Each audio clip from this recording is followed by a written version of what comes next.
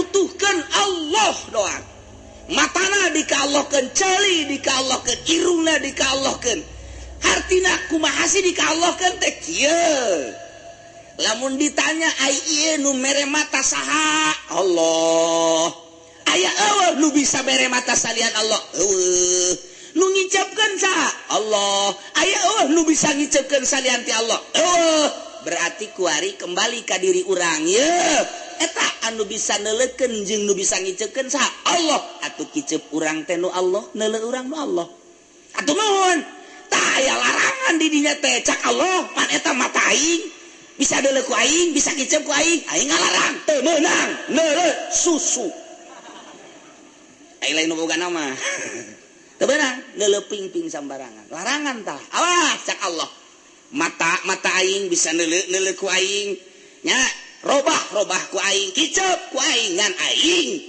aing boga larangan ulah dideleukeun kanu haram-haram lamun dideleukeun kanu haram-haram nah ieu ku aing sia dicolok engke di akhirat ku aing dicolok ngan melalui malaikat lah diojok-ojok ku aing sia make besi menang di neraka jahanam sakitu bae lantaran sieun mata teh dijaga dikaallahkeun teh hungkul zuhud ngaranna ditapaan ieu teh mata teh ketika neuleuh Al-Qur'an neuleuh Taurat baheula neuleuh hadis-hadis ucapan-ucapan Kangjeng Nabi Musa dideleukeun neuleuh alam-alam jang tafakur silakan ketika neuleuh nu haram-haram beureum zuhud ngaranna ngazuhudan mata tapak pan urang ieu datang ka deuk paraeh deui can urang napaan mata encan urang napaan mata ieu urang bae datang ka geus balalodar datang ka geus aki-aki mun ditanya incu sabaraha aya meureunna teh 30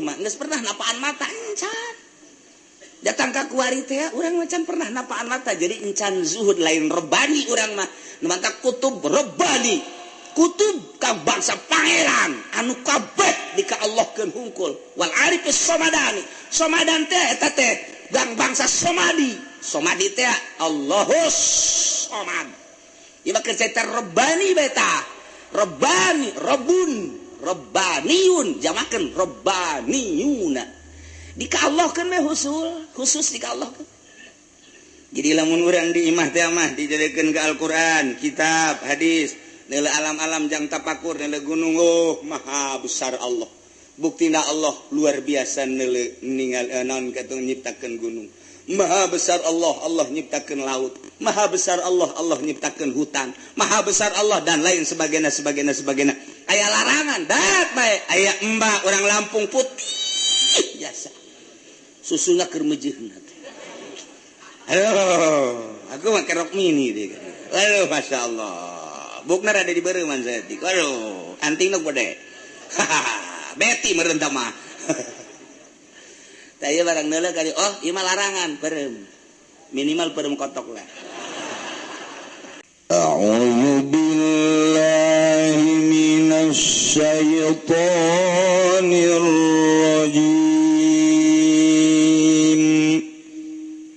bismillahirrahmanirrahim inna anzalna at-taurata fiha hudan wa nur yahkumu bihan nabiyyuna alladhina aslamu lilladhina hadu warrabbaniyuna wal ahbaru bimastuhfiru min kitabillah wa kanu alaihi syuhada'a fala takhshawun nasa wakhshawun wa la tashtaru bi ayati thamanan qalila wa man lam yahkum bima أنزل Allah faulaika humul kafirun. Wallahu a'lamu bimuradihi. Inna ing satuhuna ingsun agung anzalna iku nurunkeun ingsun agung at-Taurat ing kitab Taurat. Fiha iku tetep ing dalam Taurat hudan utawi pituduh minadh-dhalalati saking sasar. Wa nurun lan cahaya bayanun tegese pepertelaan lil ahkami kadue pirang-pirang hukum. Yakumu bihan nabiyuna kang hukuman biha kalawan Taurat sapa para nabi kabeh min Bani Israil. Eta saking Bani Israil alladzina kang pada narurut ya alladzina kabein qadu tegese nurut ya alladzina kabe Allah aing Allah. Lilladzina hadu kadawang akeh kang dadi Yahudi alladzina kabeh warabbaniyuna lan kang bangsa pangeran kabeh al ulama minhum tegese ulama minhum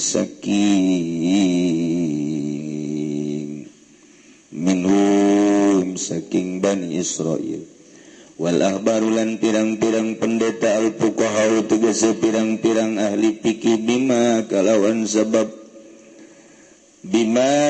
barang aya bisababil ladzi tegese kalawan sebab kang ustupizuden amri ngaraksa ya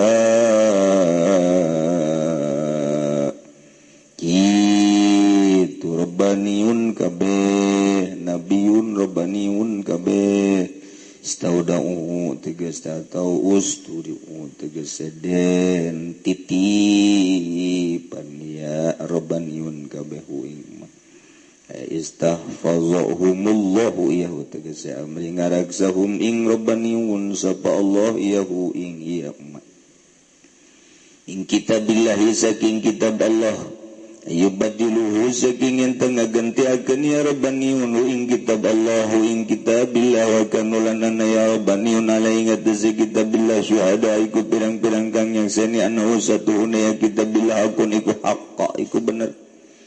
Fala tafsauna samaka ajawdi siraka baing manusia yuhal yahudu ering yahudi pi zari ma indakum ing dalem ngalairkeun barang kang teteping dalem sanding siraka min ati Muhammadin nyatana saking sifat kangjeng Nabi Muhammad sallallahu alaihi wasallam melawar rajmilan hukum rajam wa ghairihi malan yanin na'ti Muhammadin lan rajmi waqsaun lan pada wudi siraka baing isun pikit mani dalam ngumpetakeun ma'indaku wala tasarulan aja ngagantiakeun siraka batas tabdulu tegese aja ngagantiakeun siraka bi ayati kalawan sake ayat insun sama nang qalila ing rega kang setitik minad dunya saking dunya takhuluna kang ngalap sira kabeh ing sama nang qalila lakit mani ing atas ngumpetakeun ayati Wamalam yakum lan utawi sapa wong ka iku orang hukuman yaman bima anzalallah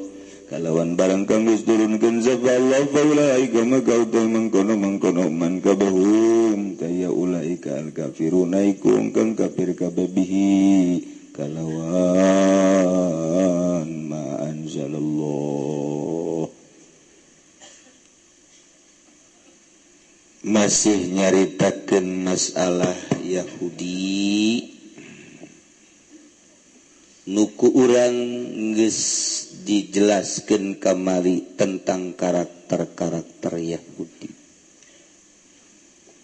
Di dieu dilanjut ku Gusti Allah bahwa Allah nurunkeun kitab ka para Yahudi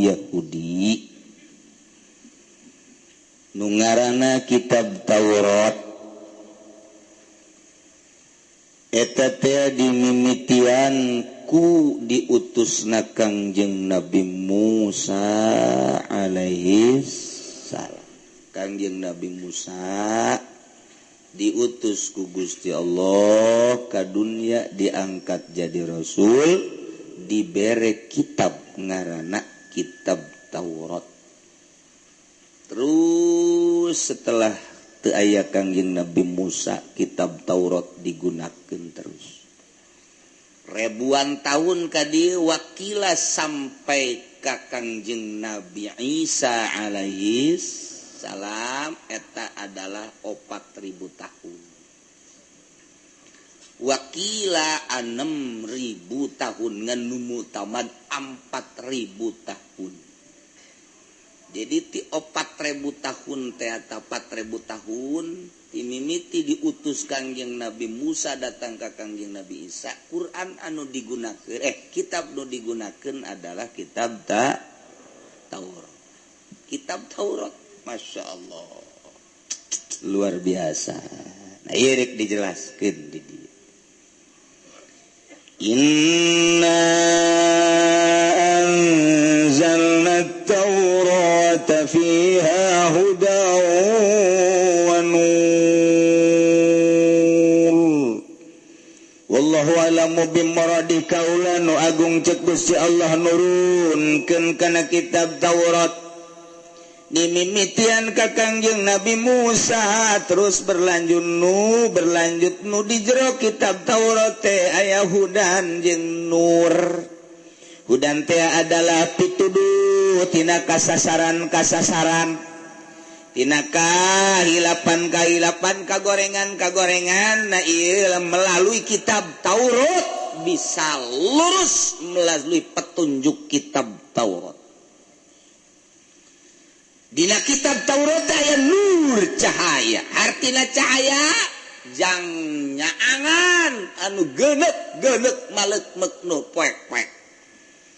Yakni ngajelaskeun hukum-hukum Allah Subhanahu wa taala.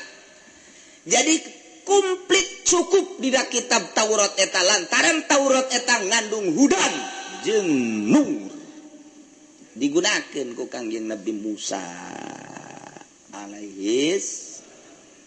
Setelah Kangjeng Nabi Musa Allah nurunkeun nabi ribuan nabi teh lain saeutik nabi ta eta teh nabi nu diturunkeun ku Gusti Allah nu teu diangkat jadi rasul ieu adalah nyekelan kitab Taurat ngembangkeun kitab Taurat. Okos kuari Kangjeng Nabi na tos teu aya Kangjeng Nabi nama la nabiya ba'di cak Kangjeng Nabi. Tah setelah Kangjeng Nabi teh aya Qur'an terus datang ka kuat dicarakal ku ulama-ulama. Diteruskeun ku ulama-ulama teh. Terus bae sangkilan Kangjeng Nabi na teu aya urang mutus hukum teh melalui Al-Qur'an. Tinggal deuleu bae nu nyekelan Al-Qur'anana ieu potonganana potongan gatrik apalagi.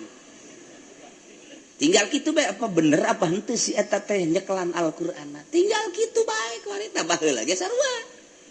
Baheula ge sarua bae tah nyekelan kitab-kitab Taurat teh selama encan nurunkeun Kangjeng Nabi Isa dek diganti ku kitab Injil. Nah eta teh dicekel ku para nabi-nabi khalifah. Ngembangkeun Taurat terus sarua bae selain daripada nabi ari teh dicekelan ku orang-orang Bani Israel teh terus bae kitab Taurat teh aya nu bener aya nu henteu nyekelan kitab Taurat. Sarua bae ku ari ge terus bae nyekelan Al-Qur'an teh khalifah pengganti Kangjeng Nabi nu sebut ulama warasatul anbiya bener henteu sih gawarisna bener henteu sih ngembangkeun Al-Qur'an nu haram jelaskeun haram nu halal jelaskeun halal. Tinggal kurang di deleke di Timur Tengah ulamana bener henteu. Mesir bener henteu. Di Eropa ulamana bener apa henteu. Di Asia Tenggara ka dieu Malaysia Indonesia nah ieu bener henteu nyekelan Al-Qur'an. Diteruskeun ku harita kitab Al-Qur'an sakumaha baheula Taurat diteruskeun ku orang-orang Bani Israil. Mentak di dia dijelaskan jelas kebenaran Al-Quran kebenaran Taurat lantaran dina Taurat aya hudan jeung nur yakum bihan nabiyyuna alladzina aslamu nomor kahiji nomor kadua warabbaniyuna nomor katilu wal ahbaru nya hukuman lilladzina aslamu lilladzina hadu jelema-jelema anu babalik tina salah kada bener disebutna alladzina hadu disebut Yahudi. Jadi Yahudi teh agama nu nyeklan kitab Taurat nu balalener disebutna Yahudi. Baheula teh agama Yahudi. Bener teh tah jelema Yahudi teh tah. Agama-agama anu tatadina teu beres, jol bae kitab Taurat. Tina kateu beresan, tina kateu beresan teh nu tatadina nyembahna ka patung, nu tatadina nyembahna ka makhluk, nu tatadina nyembahna ka batu. Jol kitab Taurat, nah ieu didakwahan melalui kitab mukjizat Taurat, nyana babalik tina nyembahna kana batu, kayu, makhluk. Nyembah ka Gusti Allah etalah jelema nu meunang pituduh nu babalik tidak sasar karena bener Yahudi garana. Jadi baheula teh Yahudi nu bener Yahudi. Ieu kitabna kitab Taurat. Yahkumu bihan nabiyuna melalui kitab Taurat para nabi baheula setelah kanjeng Nabi Musa alaihi salam Allah nurunkeun nabi etalah nah hukuman ka kitab nah hukuman ka umat-umatna anu beragama Yahudi melalui kitab Taurat. Di samping para nabi warabbaniyun jeung rabbaniyun teh hartina kang bangsa kapangeranan anu jelema teh ngautuhkeun Allah doang. Matana dikaallohkeun, ceuli dikaallohkeun, irungna dikaallohkeun. Hartina kumaha sih dikaallohkeun teh kieu. Lamun ditanya ai ieu nu mere mata saha? Allah. Aya eueuh nu bisa mere mata salian Allah? Eueuh. Nu ngicapkeun saha? Allah. Aya eueuh nu bisa ngicapkeun salian ti Allah? Eueuh. Berarti kuari kembali ka diri urang ye. Eta anu bisa neulekeun jeung nu bisa ngiceukeun saha? Allah. Atuh kiceup urang teh nu Allah, neuleuh urang nu Allah. Atuh nuhun. Tah aya larangan di dinya teh cak Allah, pan eta mata aing bisa neuleuh ku aing, bisa ngiceup ku aing. Aing ngalarang teu meunang, neuleuh susu. Aing lain nu boga nama. Teu beunang, neuleuh ping-ping sambarangan. Larangan tah. Awas cak Allah. Mata aing bisa neuleuh ku aing.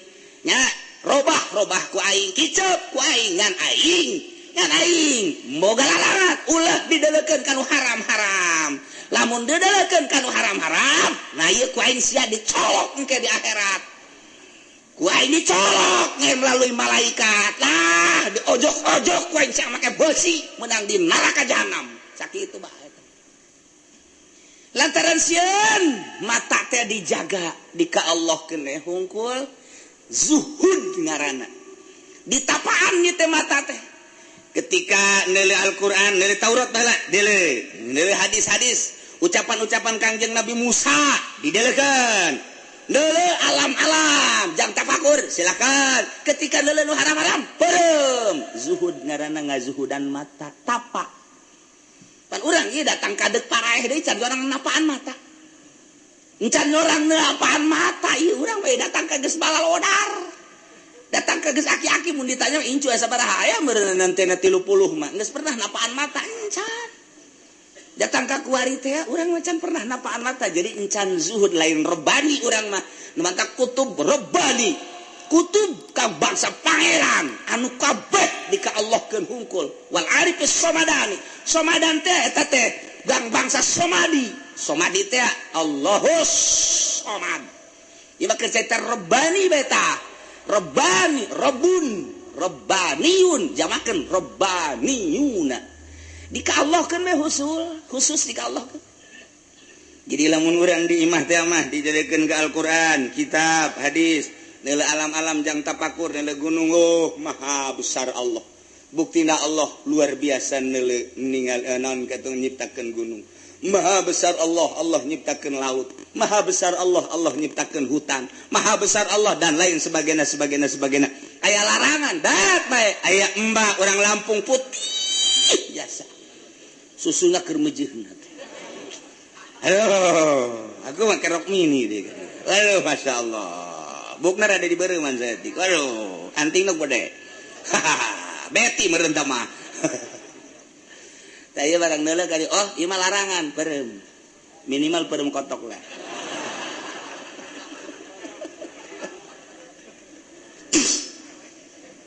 Tah, urang teh can pernah. Ieu cek teh robaniun, bongan aya robaniun ieu. Urang teh can pernah. Taruhlah budak ngora mah masih walalajar keneh cenah mah. Ibe nu kolot geus boga incu, begitu teh neula awewe nu kos kitu teh. Innalillahi. Pereum. Cak injuna kunaon ki pereum haram eta haram aki membung bisi di akhirat itu akhirnya tahu ki eta acaknya teh anak eueuh bah bener sia jeuh aki membung dalan-dalan kos kitu teh haram aki sayang ka akhirat bae aki teh kos kitu teh mantep tah aki kos kitu tah eta mantep tah aki tah asal di majlis malaya sahuntu-huntu acan walaya kayak kajian hukum. Eta hebat si kita. So kaima, roh anak keur nonton TV, inju keur nonton TV, dilarang daripada dilarang acak-acakan beratayuda ye. Geus bae nya nama kieu bae tah sajadah dikikeun tas isa teh. Kunaon ki cak injuna kitu haram sia tolol teh aing embung aing. Mata aing membung, mata aki mangeus kos kitu. Rame emang eta acarana.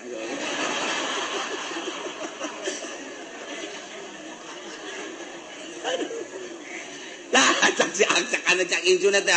Ulah kikituan aki, ja biasa nu nyetel lagi aki. Aing tas ngaji cilongom cek nya teh. Dek dipake haram teh. So pe ka kamar. Bagus lamun kos kitu teh. Geus ka kamar. Aduh, budak nararong ton TV bae Gusti, ampura, ieu mata abdi Gusti. Duh, tah si aki geus aya perubahan berarti tah. Eta geus berbau robani eta kos kitu. Geus berbau eta kakarak berbau eta. Kekuatanana sapoe dua poe apa sabaraha poe eta si aki teh. Perhatikeun bae ku incuna. Wah, coba aki urang sabaraha poe coba kekuatanana. Coba hayang nyaho coba. Nyana sok ngaji nyana eta. Lain sok ngaji atau emang ngaji lain kekuatanana coba hayang nyaho. Eta hebat tah si aki teh kos kitu teh. Rame-rame budak RR naon wae eta. Final bah.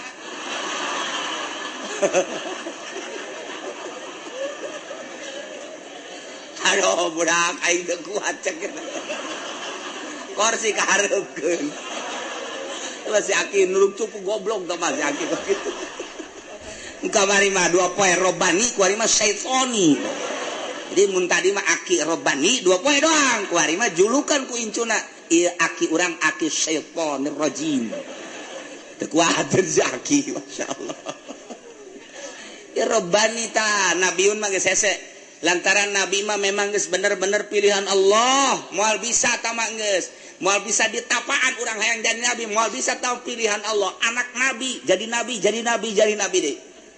Geus hese tah mah pilihan Allah bae geus. Kahebatan nabi emang kumaha? Kahebatan nabi mah puncak wali nya nama kakarak ibtida ku hebat-hebatna. Lamun manusia biasa diangkat jadi wali kutub nya nama kakaraknya tahap awal teh kos kitu teh. Nu batak nabi mah lain bantrek-bantrekeun atuh. Masyaallah pilihan ge pilihan deui. Urang mah geus hese jasa hayang jadi wali. Jadilah wali. Dina pangkat nabi maka karak ngamimitian kos kitu teh. Mantap perasaan batinna jauh jeung urang lain deui ka tauhidanana nabi mah. Geus teh lama geus teu kudu dicaritakeun matana kitu sorangan, ceulina kitu sorangan, ka Allah sorangan. Matana geus teu kudu dipelajari deui, teu kudu ngaji deui, geus langsung ka Allah bae. Mantap para nabi mah nu ngaji eueuh. Ku Allah bae tuduhkeun balahnyana anu ngawurukan ngajina. Mata geus ka Allah sorangan, ceuli geus ka Allah sorangan, irung geus ka Allah sorangan, sungut geus ka Allah sorangan. Urang mah hayang ka Allah teh tapa heula, nabi mah henteu. Tah hampang nya nama geus di mana bae nya nama ngajakna ka Allah bae ngan di Kangjeng Nabi urang ditutup lantaran besi bahaya ka dituna la nabiyya ba'di dan tak aya putrana Ibrahim namina dimaotan bae ku Gusti maot geus nabi deui geus sabada eta mah sabab lamun aya nabi bahaya ka belah dieuna mungkin ke jadi moal kiamat antak aya ge ti Siti Fatimah teu jadi nabi lantaran ti awewe paling syarif nah eta mah Habib lantaran ti awewe putus ti awewe nah ieu zuhad rabbaniyuna ulama di golongan Bani Israel anu ngawungkulkeun matana ceuli urang mancan pernah ku urang ditapaan ceuli mantak kiai anu sok napaan mata kiai nu sok napaan ceuli kiai nu sok napaan pagaweanana beda engke bakal jeung kiai-kiai anu sejen elmuna sarua bae tapi beda kabersihanana lamun kiai teu pernah napaan mata teu tah mah amburadul sarua bae tah bangsa kiai proposal tah mah geus kitu artinya ilmu mah ilmu hebat ngabahan tafsir hebat ngabahas hadis hebat di televisi dogdag luar biasa kaarti ku urang secara ilmiah mah tapi kunaon tuh urang teh memandangnya akur we teu pernah napaan mata nanyana teu pernah napaan ceuli nanyana teu pernah napaan pikiranana hatena teh ieu teh cinta duniana teu pernah diistighfaran kunyana pan ai kiai nu asli mah kiai nu asli istighfar astagfirullahaladzim Gusti abdi teh ieu hampura hate abdi kok resep bae ieu teh kaciptaan Gusti neuleuh sawah resep neuleuh mobil resep neuleuh makhluk-makhluk nu geulis resep neuleuh naon bae makhluk teh berarti abdi teh aya karesep loba karesep salian ka Gusti dosa ieu teh abdi teh tah encan pernah ngaistighfaran kos kitu pan kiai teh mata akur bae atuh kicacakan kiai na kos kitu atuh komo nu bobolokot hejo nama tuh lamun orang Pemda cinta dunia mejeuna emangnya nama di leletikna ge sakolana jang duniaeun ka ditu na ke ka neraka ieu lu bener cenah kiai sawareh-wareheun lah pokona emang di awal ge cenah mah tang dididik jang dunia cenah mah SD SMP SMA ngomongna ge cakolotna sakola sia mun teu sakola hese nyatung sia kos-kos kitu pan ngomongna ge ayo pan babacot sia ngomongna kitu ngerobah akidah teh ngaranna tah geus kari teh emang parantina jelema anu sakola disakolakeun politik bergelut di politik parantina nyana bergelut di dunia politik sakola bidang ekonomi bergelut di bidang ekonomi bila perlu jadi menteri ya ka ditu emang mejeuna nyana mah dididik kapan ari santri mah dididikna teh dididik zuhud dididik tapa keur di pondok mah nyana rajin puasa di pondok nama rajin wiridan bisalah ngaji ku Gusti Allah teh bisa maca kitab dah jadi kiai kuari baring jadak ya barang jadi kiai babarengan jeung camat asa bangga babarengan jeung bupati asa bangga titah usaha tetangkora kiai kos kitu haju ulah babarengan teh babarengan ngan ulah bangga niatan nasihat aing barengan jeung pamarentah teh deuk nasihat janyana jelema aing ge jelema ngan aing dibere ilmu deuk dinasehatan aing ngadege los teu ngadege teu aya aing mah acara teh dibere maksa aing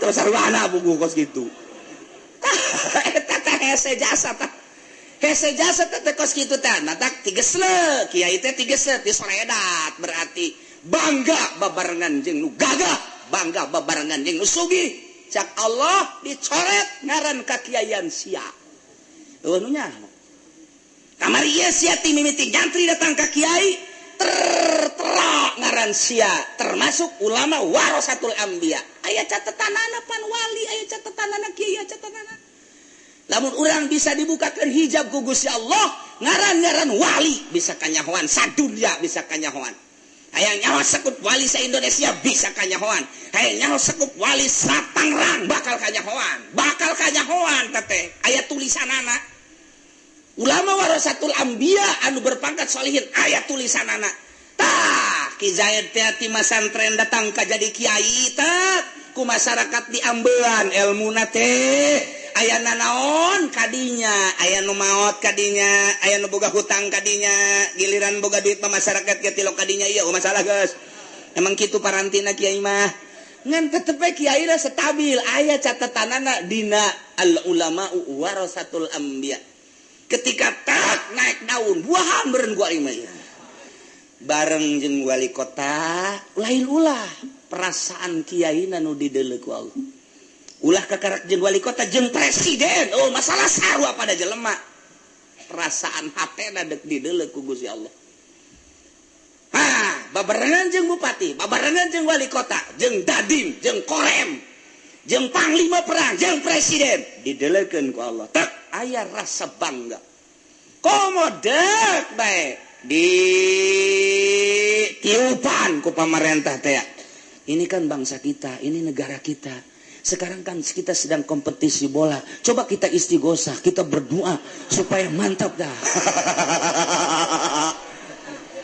ulama mending mun menang bola namun eleh pan eta ngaran kiai deuk dikamanakeun sakitu ge diistighosahan eleh cenah eta hayu coba tak iya turun ngaran kiai turun di ditu coret ngaran wali teh saeutik nu dicoret dina kitab dina tulisan kawaliana coret asal aya mailul qalbi cinta dunia coret teh saeutik nu geus jadi wali dicoret turun bae tina kawalianan teh saeutik jelema nu diangkat jadi ulama warasatul anbiya turun ieu gara-gara boga yayasan doang turun apa ulah boga yayasanana silakan yayasan mah tama satu cara metode untuk meningkatkan pendidikan supaya mantep di kelas-kelas diyayasankeun supaya aya badan hukum supaya bisa ditarungkeun di dunia supaya aya jang perbandingan di Amerika bageus kieu di Mesir bageus kieu silakan nyen yayasan silakan nu ulah teh bangga ku yayasanana kemudian kadituna teu ikhlasna turun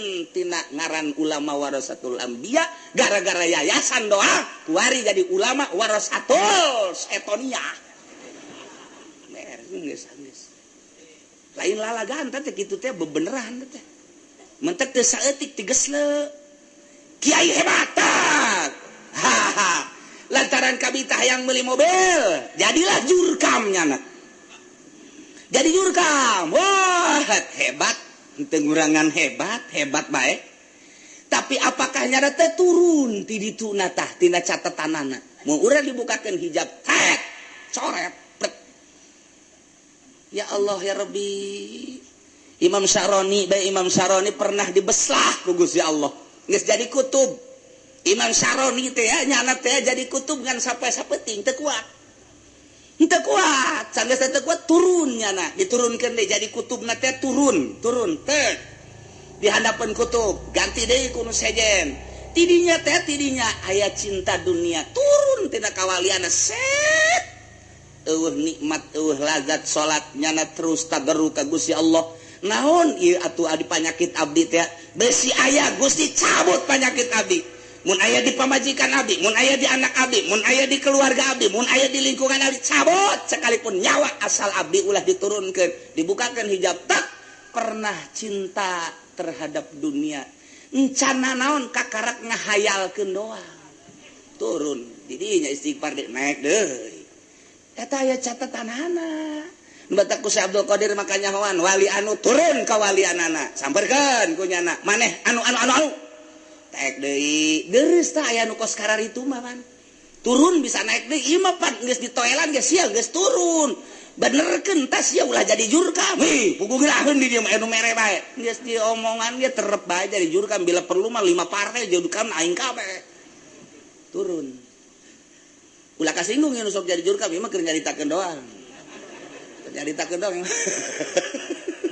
keur nyaritakeun robani maksudna robani teh kos kitu ngahususkeun dirina ka Gusti Allah hese datang ka kuari atur terus bae robani urang sok maca kutub robani wal arifi somadani tah kutub robani teh hartina ngahususkeun ka bangsa Allah unggul ka pangeran unggul jadi bangsa robani ka pangeran unggul jadi geus eueuh bae kana dunia ti zahir tapi ke batin Allah hiji robani ngaran hese neanganana hese tapi aya satungtung dunia can kiamat aya Kos baca na kiai jalan mana? Apakah nusok make udang-udang? Mungkin. Apakah nusok make dasi? Mungkin. Apa nusok jadi cuplang campling teh jadi tukang sol? Bisa oge. Tergantung sama. Mungkin pedagang, mungkin politikus. Kita teu kanyahoan. Teu kanyahoan. Atuh pan eta seholil Bangkalan. Begitu tak. Nah, dari ka Mekah, mohon kirimkeun ye nya surat ke anjing hideung. Coba eta. Kirimkeun dia surat ke anjing hideung. Mangga. Datang ka ditu pan bingung ya na anjing hideung. Jol anjing hideung. Dibikeun. Geus beres hayang nyanyahokeun ieu saha anjing hideung teh. Begitu bebeja ka Seholil, cak Seholil ketemu. Ya udah kalau ketemu. Tahu enggak kamu itu anjing hitam? Enggak tahu. Itu adalah Nabi Hidir. Masya Allah. Caknya namun aing nyaho mah diciuman bae geutah. Teu jangan ngarupa Kangjeng Nabi Hidir anjing mentak besi lemur aya anjing hideung tewa.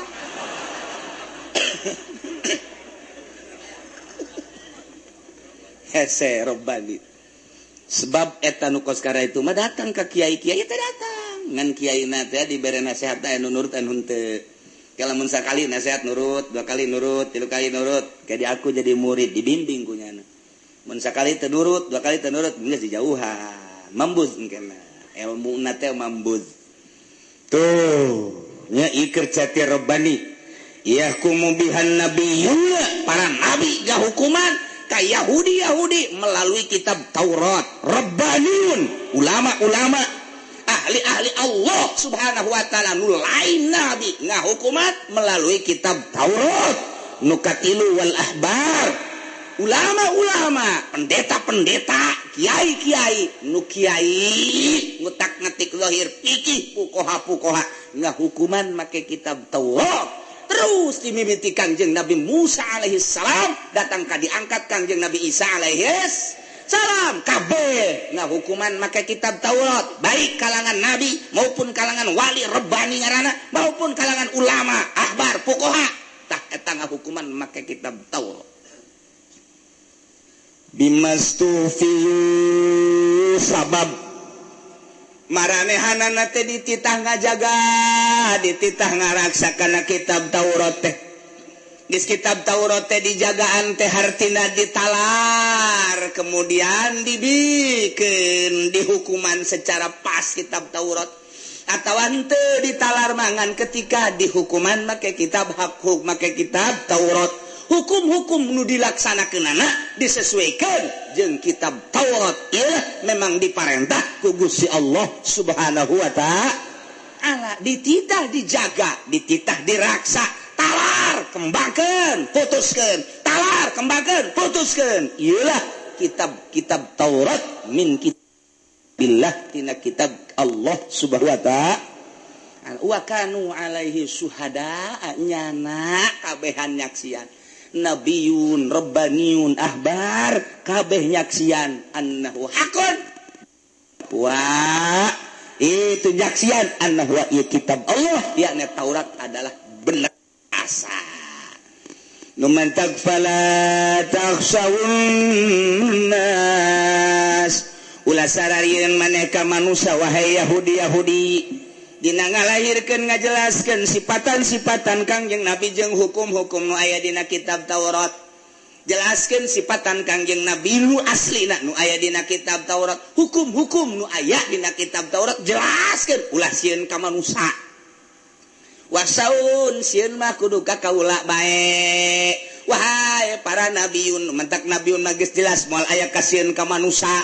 Mulai di Rabbaniun serada ayat Rabbaniun mah kadang-kadang pertimbangan kurang-kurang nama komo bangsa abar mah pukoha nah iya geus dijelaskeun ku Gusti Allah pala taksawun nas ulah sok rempan jeung sieun ka manusia nu kudu dipake ka sieun mah wahsaun Allah Subhanahu wa ta'ala.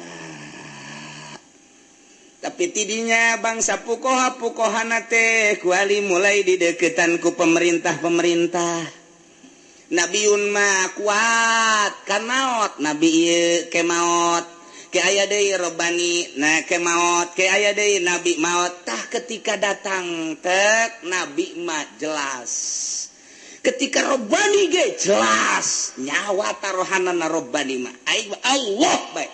ketika fuqaha-fuqaha anu kurang memiliki ilmu batin dideketanlah ku pemerintah Israel baheula, dideketanlah ku bangsa jawara-jawara teh, disumbangnya hayang naon kiai besi ngabutuhkeun masjid yuk urang bangun, besi ngabutuhkeun majelis taklim yuk urang bangun, besi ngabutuhkeun sarana pendidikan pondok pesantren atau yayasan yuk urang bangun, besi ngabutuhkeun transportasi kendaraan dan lain sebagainya yuk urang bangun.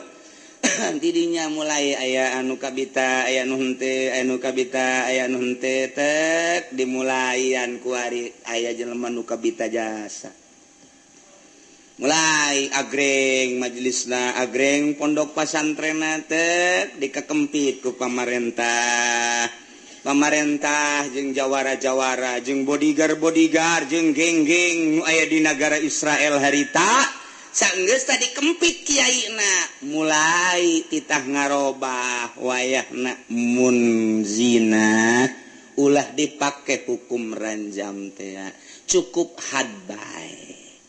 Sok kamasankeun buatlah undang-undang di berbagai daerah, buat perda asupkeun ku ari langsung ka pusat dikemas, instruksikan melalui menteri bahwa apabila ada yang zina musod tidak harus diranjam. Putuskan, diputuskan di negara. Eta kunaon eta kiai bisa kos kitu ta zaman harita hayang kabeli man gitu motor, hayang kabeli mobil, hayang boga kedudukan dibere. Tak berarti hukum diojol jeung kemewahan dunia. Baheula di zaman Israel baheula kos itu. Di Bani Israel da kos kitu. Ieu Quran ieu teh ngajelaskeun model kos kitu riwayat da kos karar itu. Terus, ya kiai ieu kita ngembangkeun deui, silakan supaya meluas sayap teh ajak ku maneh. Siapa yang tidak mau beri hukuman. Sebab undang-undang ku ari geus mengkristal di urang teh kudu kos kitu. Ya, siap. Catat sabaraha kiai nu asup, sabaraha kiai nu henteu. Wah, dikembangkan berbagai yayasan, proposal ngalir, tak sumbang, lu perlu motor, lu perlu mobil, duit dan lain sebagainya, perlu tanah, bere. Nah, nu henteu sirian aya sabaraha deui mun kira-kira geus teu mampu bergerak asupkeun ke penjara. Masya Allah, dahsyat luar biasa ya, dek robah kitab Taurat lain lalagan. Kitab Taurat anu dicekelan ku para nabi, kitab Taurat anu dicekelan ku para rebani. Kitab Taurat ku para pokoha leles di pokoha di dieu. Leles di pokoha teh. Wah, agreng di Israel teh pendidikan-pendidikan. Anu Tauratna ku ari dirobah, membunuh tidak harus dibunuh lagi. Zina muson tidak harus diranjam. Kuari sifatan Kangjeng Nabi nu aya di kitab Taurat robah nu tata dina rambut Kangjeng Nabi ikal kuari luruskeun di dieu.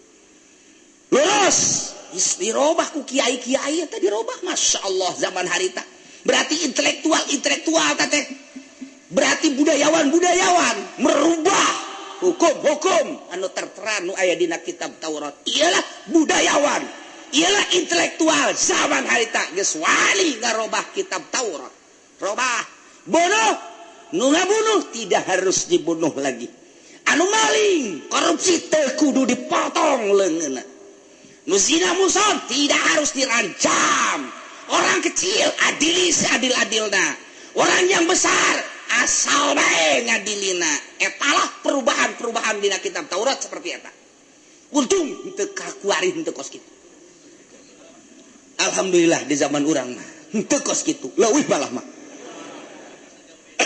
Ieu dirobah laku kiai-kiai tah tolo tah kiai-kiai budayawan tah kos kitu intelektual baheula teh kos kitu anu gagah ngomong dalilna, anu hebat ngomong hujahna, anu hebat istimewa argumentasikeun terkecoh masyarakat dihadap. 3 ayat segerintil 2 gerintil anu kuat mempertahankan kitab Taurat. Aduh kok jadi kieu kitab Taurat teh dirobah. Kieu bagi dirobah bahasana bae dirobah tahrif ngaranna. Tah lumantak Allah geus kajelaskeun fala takhshawun nas wakhshawun ulah rek sieun ka manusia ulah rek tempan ka manusia artina kadituna ulah ngahargaan manusia hargaan aing ulah dirobah eta kitab Taurat gara-gara sieun ka presiden ulah dirobah eta kitab Taurat gara-gara rempan ka budayawan ulah dirobah eta kitab Taurat karena simpesieun ka bos-bos ulah dirobah eta kitab Taurat karena menghargai seseorang mungkin MPR mungkin menteri mungkin presiden mungkin raja ulah cak Gusti Allah cukup bahasana fala takhshawun nas wakhshawun ulah sieun ka manusia sieun mah ka aing ulah ngahargaan ka manusia hargaan mah aing eta nu matak ngomong kitu kan lantaran kiai-kiai intelektual na baheula ieu adalah merubah keputusan Taurat. Masya Allah numantak diteruskan ku Gusti Allah wala tashtaru bi ayati samanan qalila ulah rek ngagantikeun aranjeun kabeh wahai ulama-ulama bi ayati ku ayat-ayat kaula samanan qalila kana dunya harga nu leutik sanajan miliaran dadet ditinggalkeun paeh ieu samanan qalila triliunan dek ditinggalkan mual aya kemanfaatan ketika mana geus maot mah eta dunia samanang qalila sabara tahun mana hirup di dunia 70 tahun harta mana triliunan hesen ujianana kalkulator teh nyaritakeun nol da muateun nol teh hese eta teh bisa dinikmati ku maneh teh samanang qalila paeh eueuh nanaonna Soeharto termasuk 10 besar presiden orang mantan presiden maut tidak menikmati samanang qalila tinggal tanggung jawab danyana di alam barzah Ibu Tin luar biasa tapi maut tidak bisa menikmati samanan qalila wahai para kiai wahai para budayawan wahai para intelektual wahai para penggawa ulah sok ngarobah kitab Taurat sehingga diojol ku maneh hukum-hukum Allah melalui samanang qalila wala tashtaru bi ayati samanang geus dijelaskeun sing hade maneh ngahukuman teh awas kudu disesuaikan jeung kitab Taurat ketika muson rajam ketika maling potong